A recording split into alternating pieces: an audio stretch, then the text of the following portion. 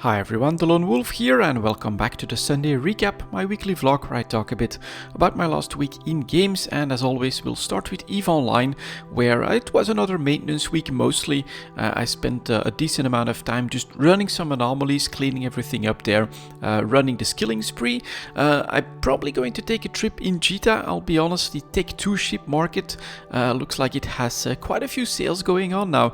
This might become a structural thing because a lot of the advanced moon materials are clearly under pressure as well, but as I've said for a couple of months at this point, right now I'm mostly looking for like really cheap Tech 2 ships as like longer term investments in the game, because I do think if a war breaks out or if something happens like fleet-wise bombers and things like that do tend to have potential volatility. I think buying at the right time now can make you a lot of ISK later down the line, and so I'm looking for those 1 year lows and things like that, and a couple of them are definitely in that region. So we will see. Of course, I'll keep you guys up to date on all of that, but for my general gameplay in EVE Online, it's basically been maintenance mode, keeping up with the PI.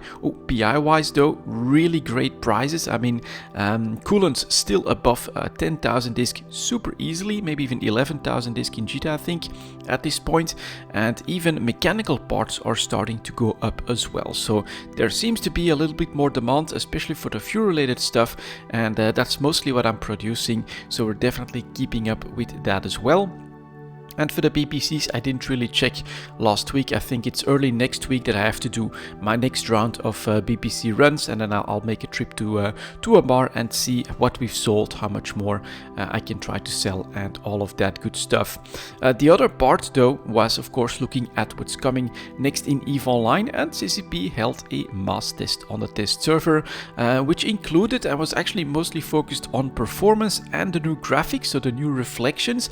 I have to say I'm really impressed. It looks very, very cool, especially of course the Amar ships with their golden plated armor. That does have some really cool reflection effects, and it's really like super responsive, because when I was docked in a station, I didn't show that on the video because it took a little bit of time before we actually got going on the mass test, but I could actually look around the ship, find the right angle, and then you could actually see those screens, you know, that show different videos and things like that, really be reflected in a part of the hull. You could recognize the colors. Sometimes you could even see movements and patterns there. So it's super impressive, very, very nice upgrade.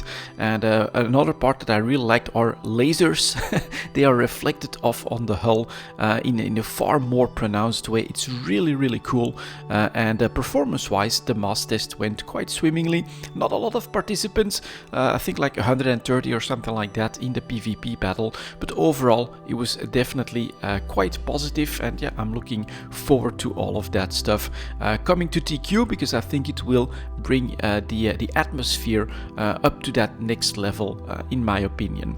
Of course, we're also looking at what potentially CCP will be developing, but we know at the moment, yeah, we're gonna get the battleship buffs normally before FanFest. We should get compression as well before FanFest. There are quite a few other plans that they have as well, but I think the meat of the matter, the real cool stuff, might just be coming for FanFest itself, and that's really what I'm waiting for, especially because that dev blog mentioned the word expansion and the word story, which for me are really cool aspects for EVE Online. Of course, following the story, trying to see where CCP goes lore-wise, I think is really cool, and a little bit of hype building, it's been quite a while, would be cool. So hopefully we do get something like an expansion announcement.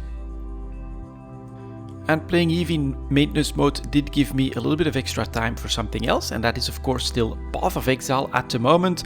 Some of you may know from the videos that I have started another character, back to the Necromancer, back to the minions, but I am actually trying to take some of the lessons that I've learned from my Cyclone character that is like really very tough but is lacking in damage, so I haven't really died quite often. I think at any point since I tried those red maps. Maybe I died once to like a really bad degen without paying too much attention, but overall it's been going really well. But I have of course learned a lot as well about how to scale up my physical damage, because I've been half following a couple of build guides for that character. And so now what I've actually decided to do is to go for a minion build that focuses on physical damage as well, but I'm also running the Pride Aura, I think, so that enemies close to me take extra physical damage. I'm running a War Banner that also gives me an AoE where enemies take extra physical damage,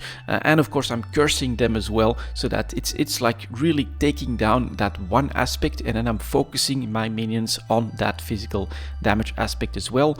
Running with golems, 6-link golems, no, not golems, 6-link zombies, I think, right? And I think there's a good number of them, so once they get going, they can dish out a lot of damage. And then of course I'm also using a lot of +1 for the skills on my gear and from the ascendancy and things like that. And so I've got a crazy good golem that buffs the physical damage again. And so overall, very interesting to focus on that one aspect, to try and give those minions faster attack speed, more damage with power charges and things like that. And it's working really well. The damage is actually kind of crazy, even in the maps at the moment. It's still early tiers, right? I'm just getting, I think, comfortable with the yellow tiers with the character at this point.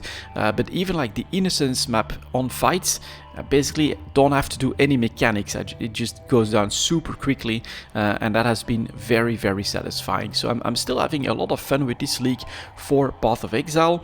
I'm also like completing more aspects of the Atlas, so hunting for specific maps here and there in order to get even more boosts, more map drops. It's still my focus because sustaining maps is super important to me. I want to make that easy so that I can keep progressing without having to necessarily eke out economic advantages and things like that.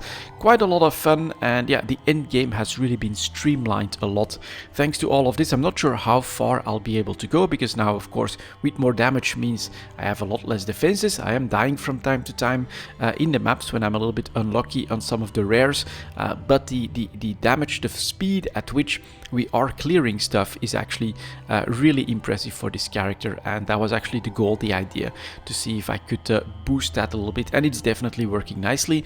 I'm kind of thinking that could become my league start for next time, because it's like super easy as well.